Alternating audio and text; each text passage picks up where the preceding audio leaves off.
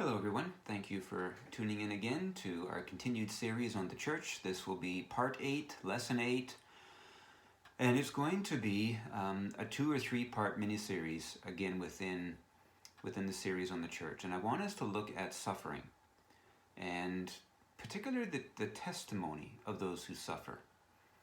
And so we'll look at it in a specific but general way today, and next time we'll zoom into maybe a more prevalent aspect of it in terms of our faith. Suffering can take on so many forms, and certain kinds of suffering, whether it be the death of a loved one or a serious illness, they are recognized universally as suffering. You don't have to explain that to somebody. But the degree of suffering will still vary from situation to situation. For example, a man dies of cancer at the age of 78. Compared to a girl dies of cancer at the age of 5. Which is greater suffering? Which is a greater tragedy? Well, everybody would recognize that the young girl is more tragic than the older man. Both families will still grieve and will still suffer, but the degree of compassion extended to the family of the 5-year-old would be greater than the degree of compassion extended to the 78-year-old's family. People enjoy watching feel-good movies today, and they always involve some measure of suffering in the plot, but they always have a resolution at the end. And typically, the scenario at the end is even better than the scenario at the beginning before the suffering started.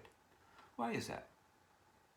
I think suffering is a recognized part of life. None of us enjoy, but all of us recognize that it comes. We hope that it comes and goes, but we recognize that it comes at some point. In the case of feel-good movies, I think that the reason why there is always a resolution at the end is because we are supposed to identify with the main character or the main characters, and all of us want our personal suffering to come to an end at some point. And so if the movie were just to end with the person lying sick in bed, we might resonate or identify with that too much and see ourselves in that, and we don't want to invest 2 hours in something that would take us to a negative or a bad thing. We want it to end happy. We want to believe that this will be reflected in my life, and if my life isn't going well today, tomorrow maybe it will. We're not that concerned about every person in the world who suffers. We're primarily concerned about our suffering. I doubt very much if any of you lost any sleep last night over the vast amounts of suffering that is happening around the world by people that you have never met, you don't even know their names, and you couldn't say what kind of suffering they're enduring. None of that minimizes the intensity or the reality of that suffering. But if we don't know it, we don't identify with it, we don't connect with it. And even in terms of suffering in our community, we insulate ourselves how much we allow us to grieve over other people's suffering because we have a limited amount of emotional energy to give. And if you engage with suffering for everybody, pretty soon you find out that you are just worn right out. You can't do that indefinitely. When it comes to suffering in the Bible, there are numerous examples that we could look at. But some of the more common ones are also dangerous because they can give us the wrong idea regarding the purpose and the length of suffering. Job would be a classic example. When you think of somebody in the Bible who suffered, your mind probably goes to Job, if not first, within the top 5 for sure.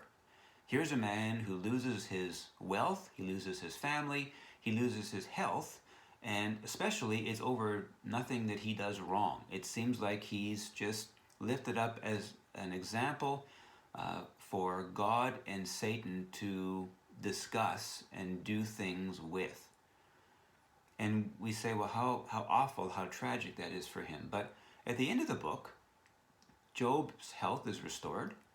He gets just as many children at the end as he had at the beginning. They're obviously not a replacement because his children are not brought to life again, but new children are born to him. And he's given twice as much wealth as he had at the beginning. And we look at that, and it's almost like a feel-good movie where, wow, it's awful what he went through, but that's really cool how it ended up. If I have to go through that, I hope I end up just like him. Joseph would be another one who, yeah, he suffers tremendously as a young man, ends up in slavery.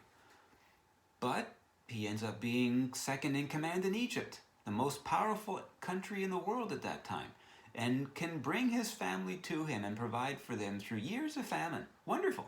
If I have to suffer, I hope I end up like Joseph, in a position of power and authority, and I can be the great provider for my family. And so these can put a dangerous precedent in our minds where we believe that suffering must always have an end, and there must be a better restoration at the end than there was even at the beginning. So I want to read some verses from Jeremiah 26, verses 16 to 24. Then the officials and all the people said to the priests and to the prophets, "No death sentence for this man," talking about Jeremiah, "for he has spoken to us in the name of the Lord our God." Then some of the elders of the land rose up and spoke to all the assembly of the people, saying, "Micah of Moresheth prophesied in the days of Hezekiah king of Judah. And he spoke to all the people of Judah, saying, Thus the Lord of hosts has said, Zion will be plowed as a field, and Jerusalem will become ruins, and the mountain of the house as the high places of a forest. Did Hezekiah king of Judah and all Judah put him to death? Did he not fear the Lord, and entreat the favor of the Lord, and the Lord changed his mind about the misfortune which he had pronounced against them? But we are committing a great evil against ourselves. Indeed, there was also a man who prophesied in the name of the Lord, Uriah, the son of Shemaiah from Kiriath-Jearim. And he prophesied against this city and against this land words similar to all those of Jeremiah. When King Jehoiakim and all his mighty men and all the officials heard his words, then the king sought to put him to death.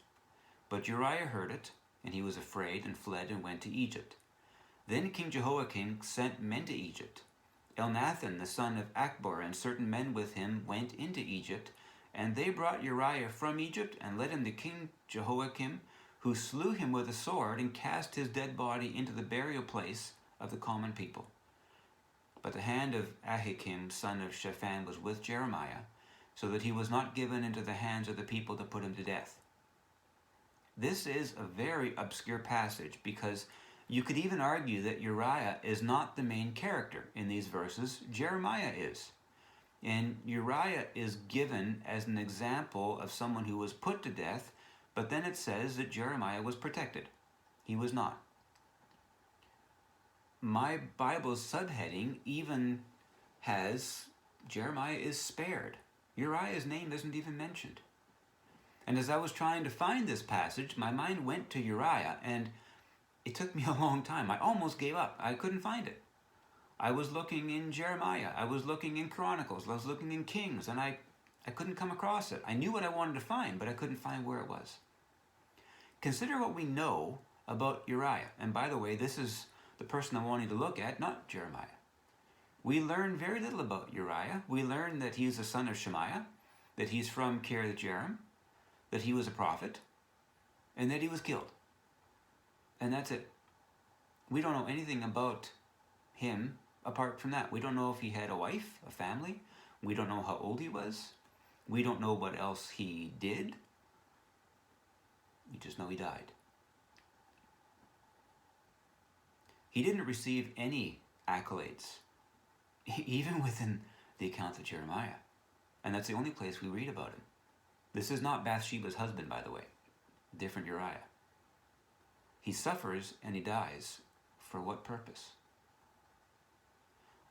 I won't leave you with the question of how much suffering you would like to go through, but rather with the question of when you suffer, who would you rather look to as an example? 3 possibilities. Someone who has never suffered, someone who has suffered but always for a short length of time. Their suffering always comes to an end very quickly, and their restoration is always better than before. Or someone who suffered faithfully until the end with no restoration. Think about that carefully. I don't want to think about somebody who has never suffered, because that doesn't help me. I would be inclined to think about somebody who suffered, but whose suffering came to an end quickly. But that's dangerous, because that is not always my experience. And so if it isn't my experience, I begin to get frustrated and impatient, and there's a tendency for me to even turn against God if I somehow think that I'm being treated unfairly. The third example is the one that often encourages me the most. Someone who suffered faithfully with no obvious restoration. They died. The length of their suffering will vary, but I find for me those are the people who encourage me the most. Those are the people whose testimony of faithfulness, surrender, and obedience speaks the loudest. Someone who has never suffered, to me, they almost don't have a testimony. Someone whose suffering was always relieved with better results. That's like a feel-good movie, and I resonate with that, but it is not my experience. And so I very quickly realize that's them, not me. But somebody who suffers and dies, and you can fill in the blank however long they suffer, and they suffer with faithfulness, that speaks to me. That encourages me. That gives me perseverance. And so what if God put that reality before you to be a testimony for others? What if He were to put a period of suffering before you with no end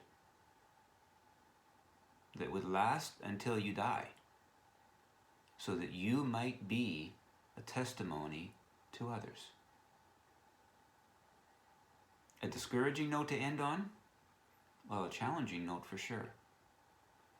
I pray that God will be working in our hearts to give us a spirit of openness, of surrender, of willingness for whatever He would have before us. Next time we will look at the testimony of those who suffer for the sake of the gospel. May the Lord bless you.